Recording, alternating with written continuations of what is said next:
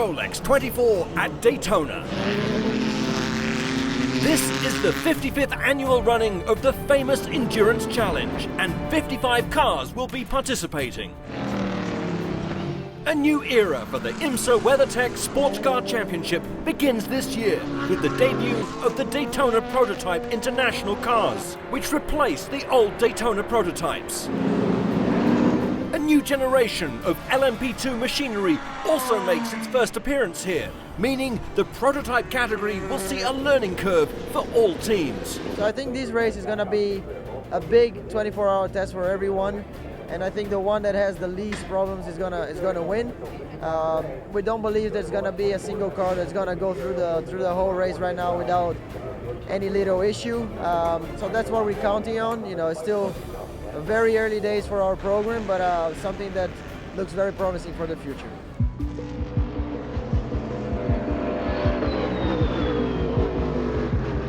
Cadillac made its return to sports car racing for the first time in 14 years with 3 teams, including Action Express Racing's number 31 and number 5 cars, plus Wayne Taylor Racing's number 10 car.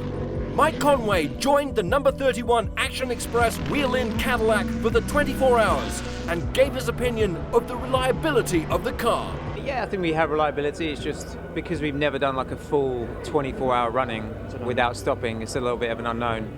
But I think that's the same for a lot of people here. So, yeah, you know, we're quietly confident, I suppose, but, you know, you always putting your fingers crossed anyway, just in case. So. 2-time series champion Joao Barbosa earned his first pole position in over 2 years as he wound the Action Express Mustang sampling number 5 Cadillac around the 3.56-mile Daytona Road course. Yeah, it's a long race. A lot can happen. Obviously, it's great to start from the pole with Cadillac and Action Express, and be able to get the first row for these guys was really a great achievement to all the hard work they've done during the preparation of this car, of the Cadillac.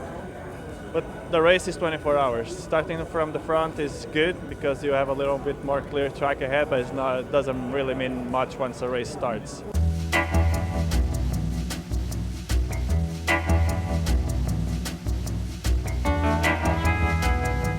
Race day in Daytona. Fans fulfilled the tradition by signing their names on the start-finish line as the cars were paraded onto the grid. NASCAR legend Jeff Gordon made his way towards the stage for the driver presentation to the delight of the crowd. The Daytona 500 winner joining Wayne Taylor Racing for a chance to become one of the 4 drivers on Earth who have won both the Daytona 500 and the Rolex 24. It's always been a dream of mine to drive a car like this, so I'm very thrilled to be here.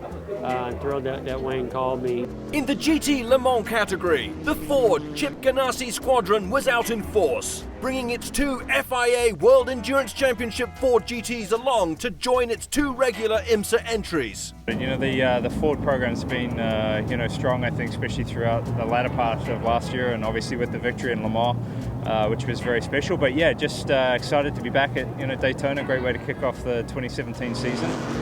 The hard part is there's 4 Fords, so you got to beat the rest of the field, but also through your teammates. So we'll do our best to keep the car running strong and see where we lay with a couple of hours to go.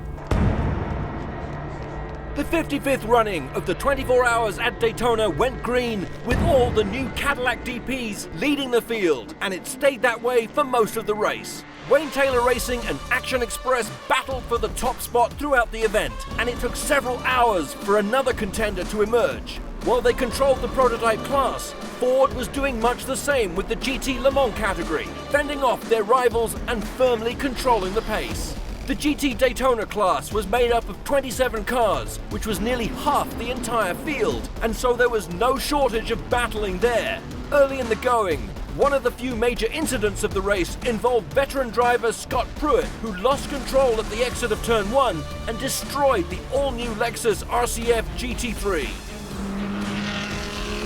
First to challenge the dominant Cadillacs up front would be the number 22 Tequila Patron ESM Nissan, which led its first lap on the 272nd trip around the circuit. Before that, the trio of Cadillacs had traded the lead 20 times. ESM's other car won the race overall in 2016, so it was no surprise to see them arrive at the sharp end of the field. ESM made its presence felt after issues befell the number 31 Action Express Cadillac, which spent a number of laps behind the pit wall. But things soon went wrong for the number 22 Nissan as well, when it collided with a GTD Porsche in the dead of the night. The car was attempting to recover from a slow-out lap when contact was made on the high banks, known as NASCAR Turns 1 and 2.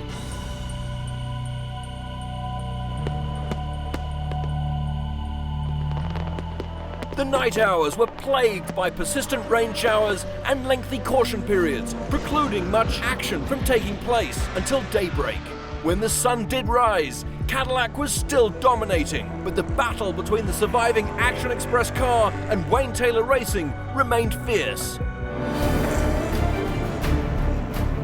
In the lower classes, Ford found itself engaged in a major fight with Ferrari, Porsche and Corvette for supremacy in GT Le Mans, while the Scuderia Corsa Ferrari was sitting pretty in the GT Daytona lead with less than 2 hours to go when a massive engine failure dropped the car out of the race.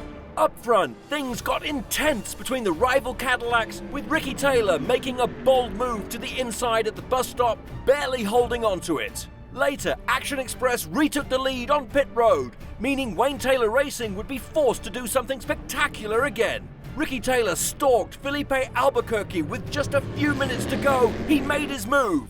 The number 10 stuck its nose in the inside entering turn 1, but the number 5 came down to defend. The result was that Albuquerque spun and Taylor drove off in a move that caught the eye of race control, who later cleared the elder Taylor brother of any wrongdoing.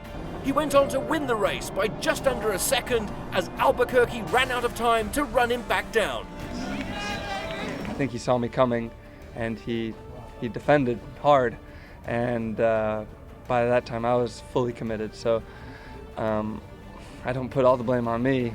I don't put all the blame on him. I think it's just racing. So I don't blame him for his feelings. I feel bad that it went like that. I would have preferred it to be for him to have seen me and, acknowledge that I was on my way. Obviously, I don't expect someone to give me the spot, but, I was expecting him to not close the door that hard. And, I'm happy with the result. GT Le Mans honours went to the number 66 Chip Ganassi Ford team and drivers Joey Hand, Sebastien Bourdais and Dirk Muller.